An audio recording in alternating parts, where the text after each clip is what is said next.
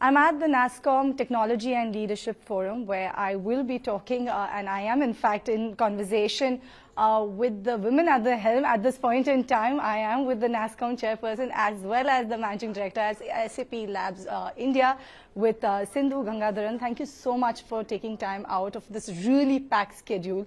And I'm sure— Thank you so much for having me. It's great to be here. Absolutely. So the first question, I'm sure everyone is talking about it, we're talking about it, and India is at the cusp of this AI revolution, right? And I wanted to understand, at your vantage point, what do you think that India can do more to, in a sense, capitalize on this entire advantage that's at play? Yeah, indeed, like you rightly said, right, we are at this cusp of the AI revolution. There's absolutely no doubt about it. In fact, earlier today, if you listened into all the conversations that were happening at NTLF, you could see also the kind of conversations where businesses are already talking about what are they doing with AI today, how are they driving forward the transformation, how are they kind of also looking at the productivity gains that we're already seeing with the live use cases that have already gone out there and kind of being realized by industries. But at the same time, we should also keep in mind that the pace at which technology is changing is crazy, right? It's exponential change. Right. I mean, if you remember what happened on the 27th of January, I mean, we saw DeepSeek as the Chinese generative AI model that came in and also kind of changed the fundamentals in terms of, hey, we need this massive amounts of GPUs and kind of the cost involved. All those boundary conditions were literally changed. So I think from an AI and from an India vantage point of view, what we have as our key strength is still our people, right? Mm-hmm. And the people, and today if you just look at the numbers, today we have a phenomenal transformation in terms of our young talent already on top of technology, already understanding what it means to be AI enabled. And to answer your question on, so this focus on continuous learning, I think, is a very important mindset. And today already we are seeing that there's a significant number of our talent already on AI, but we need to continue that. We can't stop, right? Because technology is changing. We have real life actual use cases which will touch the society, the length and breadth of the country. I mean, and earlier today I was talking about how AI can help a farmer kind of predict when is the right time to yield the crops, right?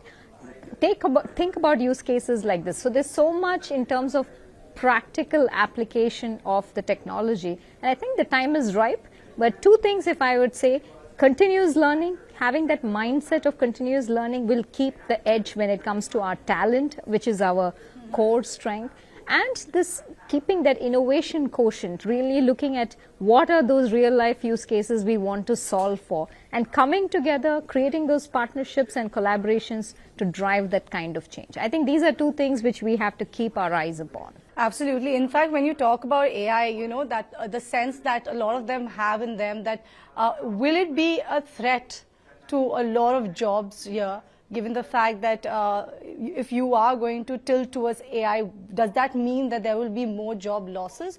Or do you think that we can actually go hand in hand, and then it can also be both can coexist and in fact add on to each other's capabilities? Yeah. In fact, I truly believe it is about coexistence. There's absolutely no doubt about that. Of course, certain roles will transform. There's no doubt about it. Because when you're looking at administrative roles, or if you're looking at clerical roles, there's a lot of automation. Today, call centers are fully being automated using AI, right? So, of course. But at the same time, I always talk about making sure that we need to have those kind of domain expertise. You need to have the human in the loop. You need to have people who are looking at those AI models, understanding if the data that we are feeding into the algorithms is the right data. Which means, yes, there is displacement of jobs, but at the same time, there is also a shift in the kind of roles that we continue to evolve in, right? Like, for example, we will continue to have the need for massive needs of data scientists, domain experts. We will have AI developers who know how to use the technology and build those applications. We will have people who are AI enablers, right?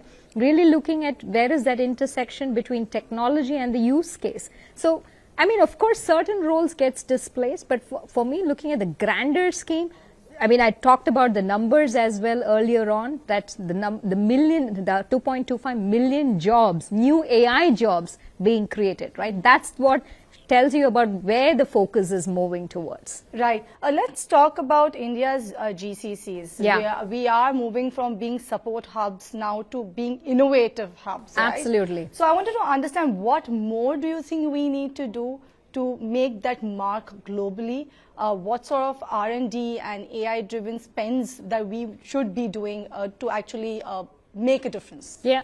No, in fact, the GCC boom in India is so visible, right? I mean, it's you can just look at it from the numbers itself. I mean, today we have over 2,000 GCCs who operate out of India, and that number is only growing as we speak, right? And in many of these GCCs, we are not just talking about an extended arm of their parent. No, we're talking about IP creation happening from here for the world, for their headquarters, for the customers, global customers. And that is the shift as well that is happening here in the country as we speak. And we need to keep up that innovation IQ, that, as I call it, right, that innovation power. And this again can only happen if we talk about partnerships, right? And partnerships where we look at problems jointly that we are trying to solve for our customers, right?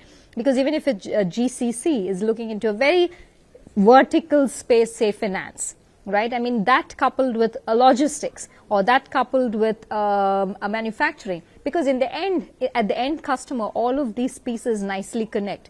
And so also thought leadership and innovation, IP creation going across the GCCs, I think, will also what we will be seeing in the next wave. Right. Sindhu, how can I not ask you about SAP? They've been pioneers when you talk about AI-driven enterprise solutions, right? So I wanted to understand what goes behind the scene in some of these innovations, especially when you talk about where India is involved and your India team is involved. What goes behind the scene? What should we actually watch out for? Well, I love talking about SAP. There's no doubt about that. In fact, what we are super proud about is 40% of our global R&D for SAP globally sitting and happening out of India, right? And that, not just that, it's also, like I told earlier, the IP creation. A significant part of the patents that are coming out of SAP globally is coming out of India, right? And behind the scenes, I mean, what is also for us from an AI, we are becoming the AI powerhouse of SAP here in India. In fact, today 50% of our employee base is already AI enabled, right? So which means, and that doesn't stop for us. It's a continuum that you're seeing in terms of the continuous learning, the curriculums that we have put together, also with some of the leading institutions like IIITB or IIM Bangalore, and where we are taking a very conscious effort to not just look at the large engineering community, but also the leadership teams, right? When we're having a manager who leads a team, we just want to make sure that that person has the full skills as a techno manager, as we call it, in kind of driving that kind of AI transformation that's happening at SAP. And today I'm very happy to say that when we look at how we are embedding AI across our portfolio, like for example, Joule, which is our co-pilot for the enterprise. A big part of the Joule embedding across our portfolio is happening in India. So lots of exciting work. I'd love to invite you over so that you can see even more behind the scenes. Definitely will be there. And lastly, how can I leave you without asking this question? I wanted to understand about you, your development as a leadership role also that you are at currently at SAP Labs India, or for the matter of fact, globally or at the SAP level. And now you're chairing the NASSCOM. I wanted to understand what's been inspiring for you. What's that one message that you want to give out to a lot of them who are actually looking up to you, because you've inspired a lot, I must say. So I wanted to understand what's that one thing that has inspired you, and what's that one takeaway that you want to give out to these budding engineers and tech aspirants? Yeah, I think what has always inspired me is the power of technology and the kind of things that you can solve if we bring minds together and leverage technology for the greater cause.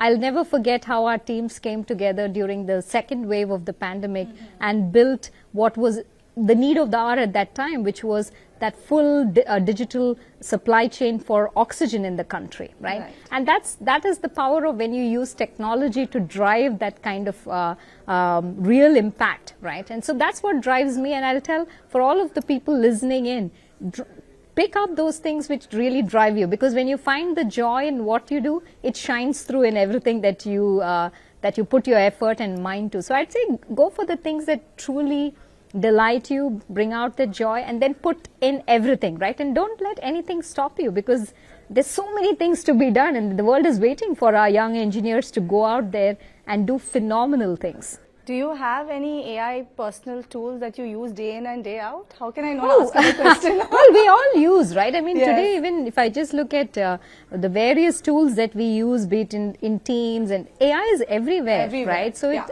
absolutely is a productivity driver for all of us. No question about that. No question about that. Absolutely. But thank you so much, Sindhu, for making time out of a busy schedule and answering all of these questions. Thank you so much. Thank you It's so been a much. joy.